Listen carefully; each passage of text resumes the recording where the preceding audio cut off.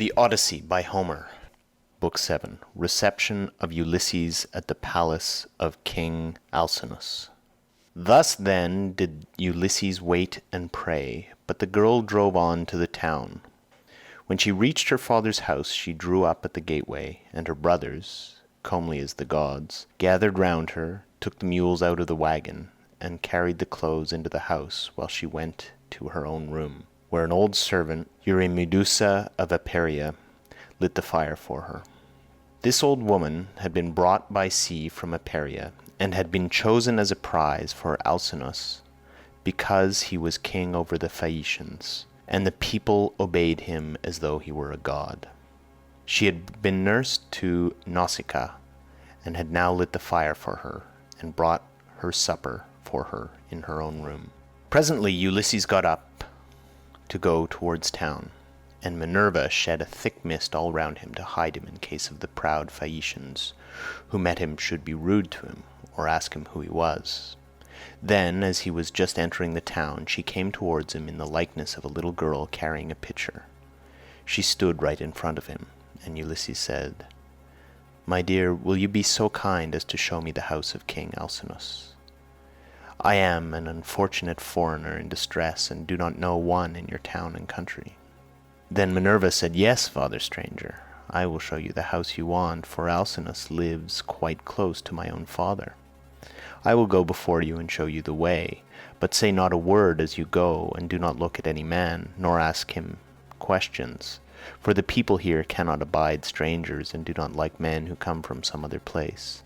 They are a seafaring folk, and sail the seas by the grace of Neptune in ships that glide along like thought, or as a bird in the air."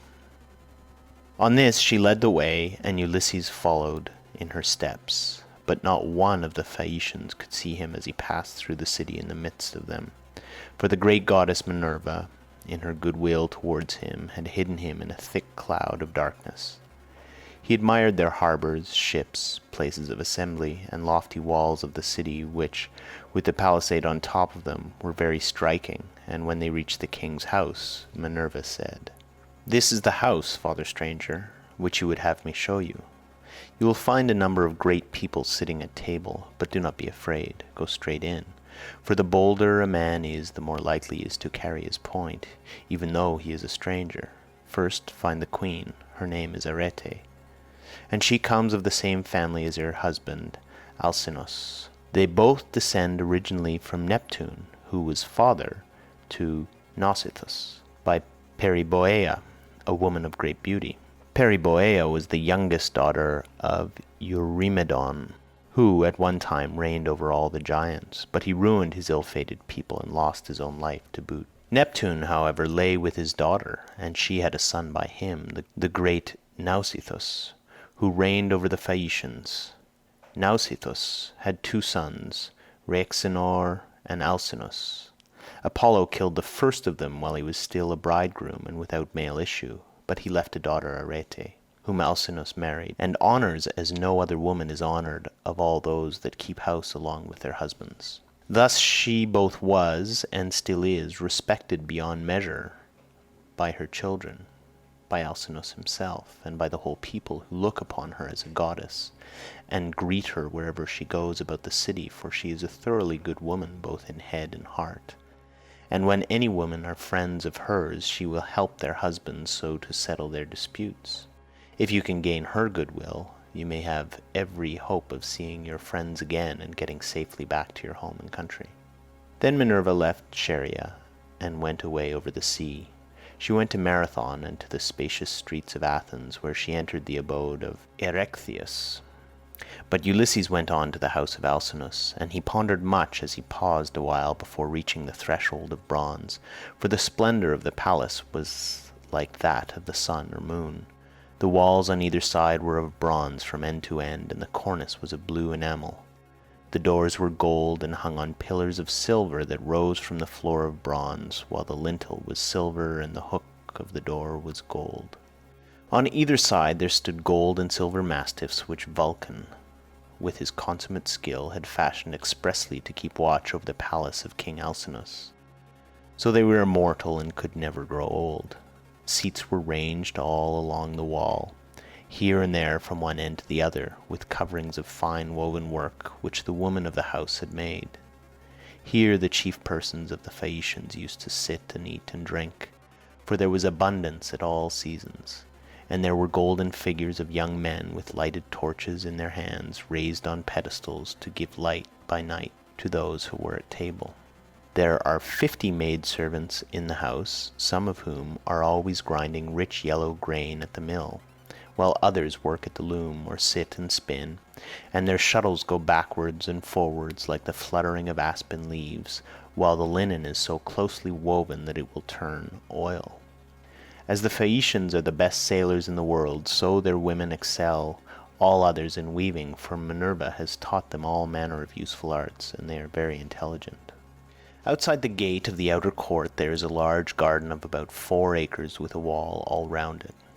It is full of beautiful trees, pears, pomegranates, and the most delicious apples. There are luscious figs also, and olives in full growth.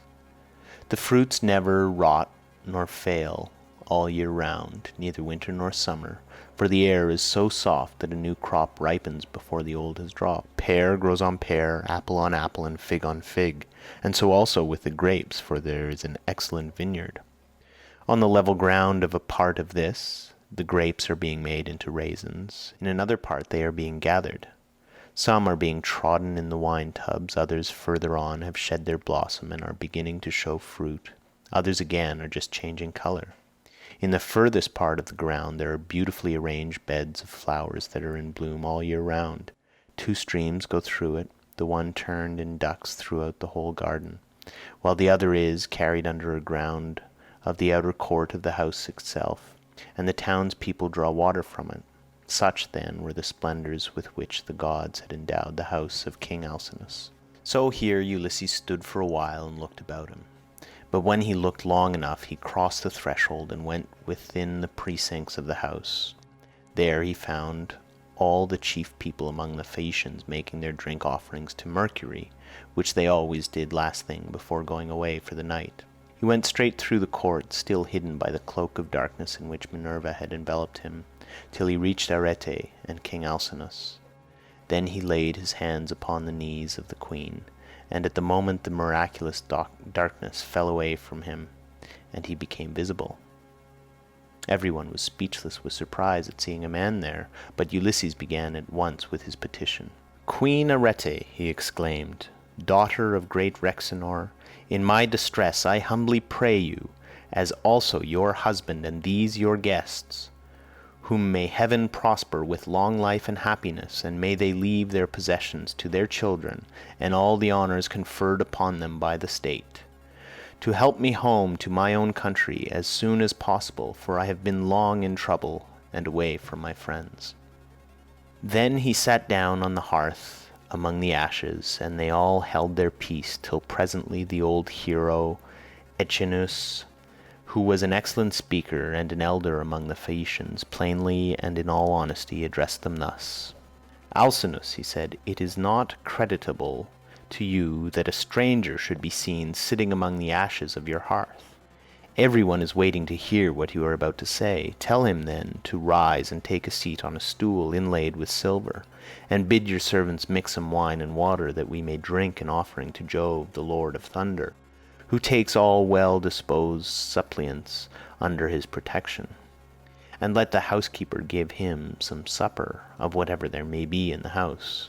When Alcinous heard this, he took Ulysses by the hand, raised him from the hearth, and bade him take the seat of Laodamas, who had been sitting beside him, and was his favorite son.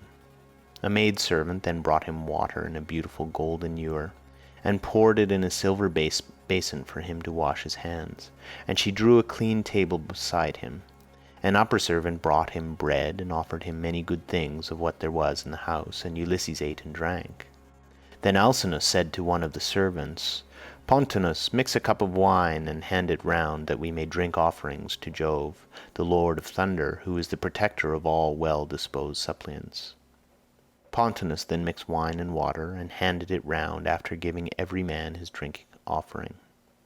Then they made their offerings, and drunk each as much as he was minded. Alcinous said, Aldermen and town councillors of the Phaeacians, hear my words.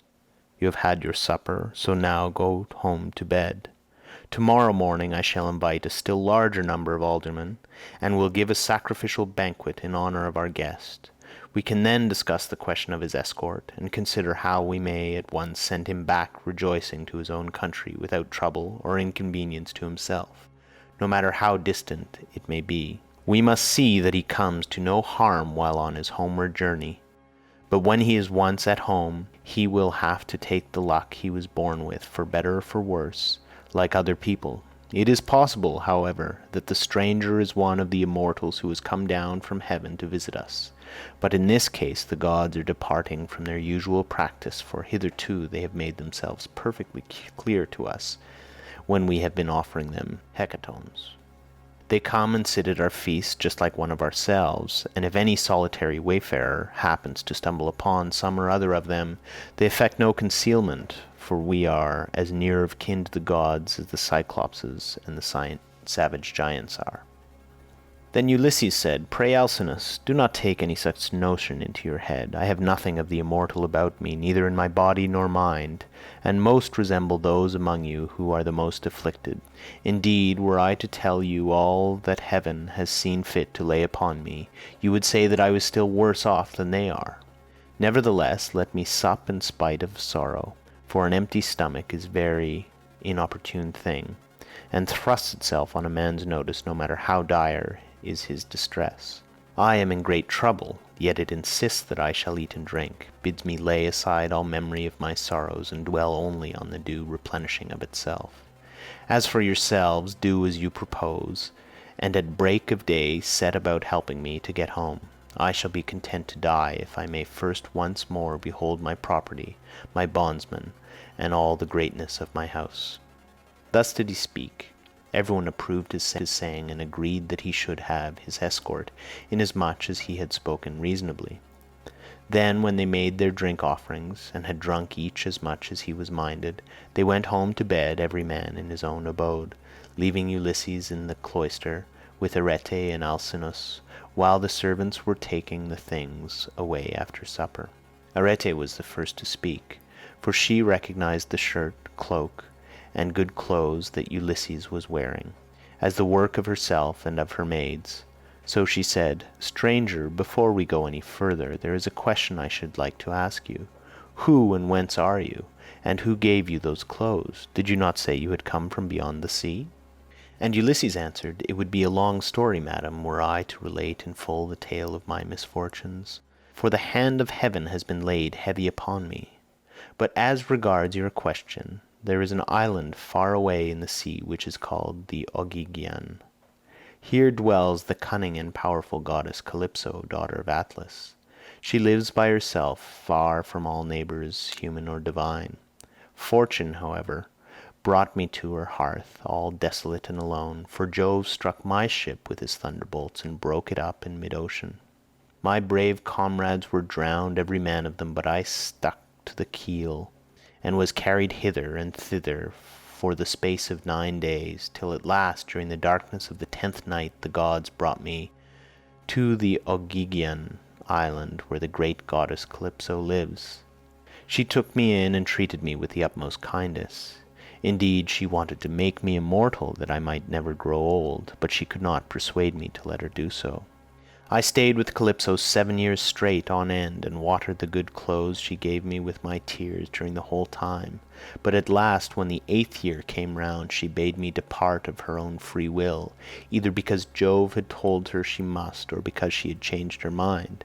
She sent me from her island on a raft, which she provisioned with abundance of bread and wine.